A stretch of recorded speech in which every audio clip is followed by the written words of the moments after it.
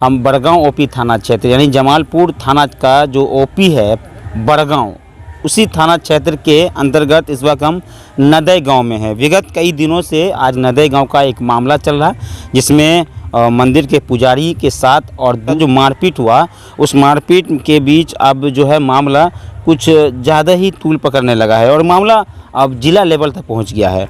मैं आपको बता दूं कि देखिए, इस मामले में एफआईआर दर्ज कर दिया गया है, यानी कि हरिजन जो एक्ट होता है वो अब इन लोगों के ऊपर लग गया है। और सबसे बड़ा सवाल ये है, और मैं इसीलिए यहाँ पर पहुँचा हूँ कि ये जो लड़का है ये बहुत कम उम्र का है और इस वक्त छात्र है, पढ़ाई कर रहा है, और इस विवाद में इसका क्या कसूर हो सकता है। और हालांकि जिस दिन ये विवाद हुआ था उस दिन ये घर पर भी नहीं था, ये दूसरे जगह कहीं पढ़ाई करता है और इनका नाम बिना किसी वजह से इनका नाम जोड़ दिया गया और आज इनका जो फ्यूचर है मुझे लगता है कि इसी कारण से ख़राब हो जाएगा। कारण यही है कि हम बिहार में एक चीज़ और देखते हैं कि जब भी कोई मामला होता है और ख़ास करके चाहे पड़ोस में किसी भी चीज़ को लेकर विवाद होता है तो सबसे पहले उस घर के जो होनहार होते हैं, साफ शब्दों में ये समझ लीजिए कि जो बच्चा पढ़ाई कर रहा होता है उनका नाम दे देते हैं ताकि भविष्य में वो आगे कुछ नहीं कर पाए, उसको केस में उलझा दिया जाता है। ये बच्चा है, ये मासूम है, इसकी कोई गलती नहीं। हो सकता है कि इन लोगों के साथ जो भी मारपीट हुआ हो या इन लोगों ने जो गलती किया हो, ये अलग बात है, लेकिन इनका क्या कसूर था हम ये जानेंगे। सबसे पहले आप अपना नाम बताइए। प्रिंस कुमार झा। अच्छा प्रिंस, कहाँ थे उस दिन जिस दिन विवाद हुआ था? सर हम पढ़ा रहे थे, गनौनी में थे, दूसरे गांव में। अच्छा 8 बजे से हम पढ़ा के आते हैं, 2 बजे जाते हैं दोपहर को और 8 बजे आते हैं, सुबह 6 बजे आते हैं तो 10 बजे आते हैं। जिस दिन ये विवाद हुआ था वो दिन कौन सा था? सर दिन सर रविवार था। रविवार था। क्या रविवार को आपका कोचिंग बंद था? नहीं सर, एग्ज़ाम था रविवार को, साप्ताहिक एग्ज़ाम था बच्चा सबका, उस सब का हम एग्ज़ाम ले रहे थे। अच्छा, तो आप घर पे थे ही नहीं? ये विवाद कितने बजे हुआ था? सर यही कोई 3 बजे 2 बजे हुआ होगा। अच्छा, 3 बजे 3-4 बजे हुआ। और आप उस समय कहाँ थे? सर हम गनौनी में पढ़ा रहे थे।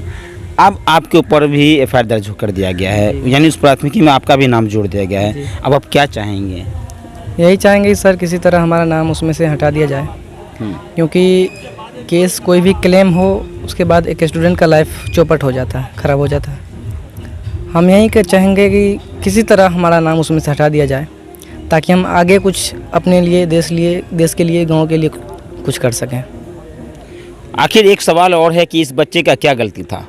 चाहे वो जो भी हो, सामने वाला कोई भी हो, अगर आपने केस किया है या आपके साथ अगर किसी का विवाद होता है तो आप डायरेक्ट उनके परिवार से उनसे समझिए, उनके साथ जो मामला आपका है उसमें घर के किसी ऐसे बच्चे को मत लपेट दिए जो इस वक्त पढ़ाई कर रहा होगा, यानी स्टूडेंट लाइफ में है। इनकी आपकी माँ है ये? सर ये हमारी माँ। अच्छा, ये आपकी माँ है, ये चाची है आपकी? अच्छा, क्या नाम है चाची आपका? हमारे नाम है वंदना देवी। अच्छा, ये बच्चा पे जो एफआईआर हो गया है, क्या कहेंगे इस मामले में?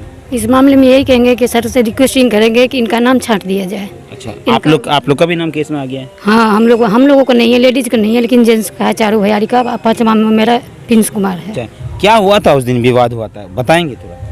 विवाद यही हुआ था कि हमारे ज़मीन पर मट्टी डाल रहे थे तो हमारे घर नहीं बनाने दिए, और उसी का प्रशासन बोले थे कि दोनों पार्टी जो है रुक जाइए, जब फाइनल होगा तभी दोनों पार्टी में से कोई सा भी घर बनाएंगे।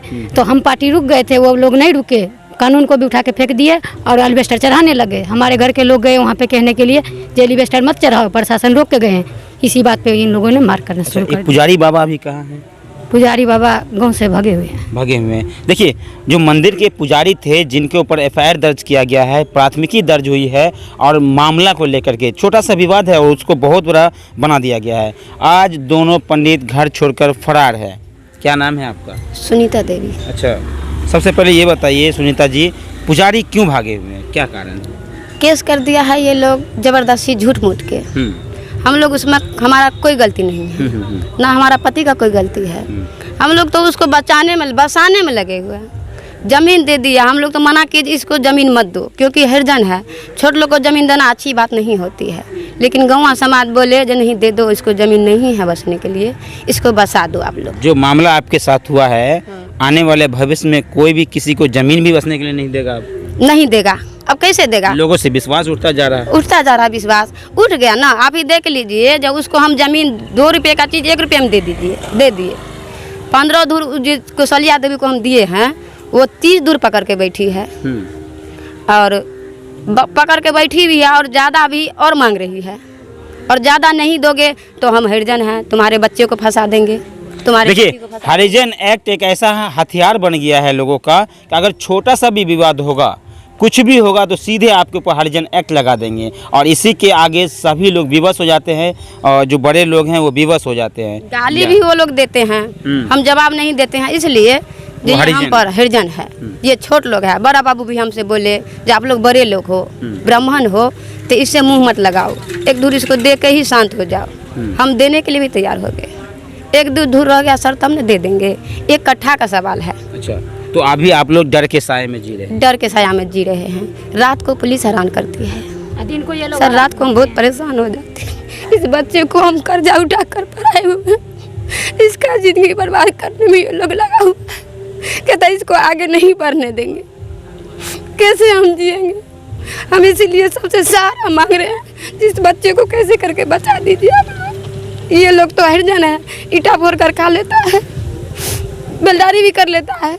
हम तो ब्राह्मण है, हमारा बच्चा इस तरह से तो नहीं करेगा। आप अपना पूरा गांव में पता कर सकते हैं जो हम कैसे करके इस बच्चे को आगे बढ़ाए हैं।